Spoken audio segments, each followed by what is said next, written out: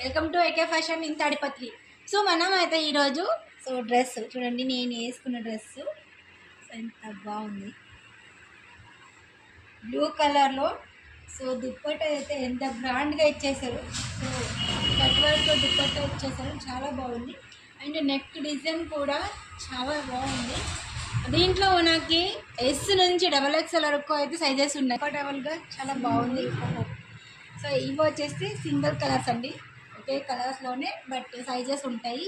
Single colours yes నుండి XXL వరకు అయితే అవైలబుల్ ఉంటాయి.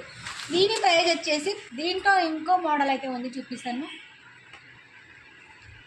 ఇది కూడా చాలా బాగుంది డ్రెస్. ఇది కూడా సింగిల్ కలర్లే.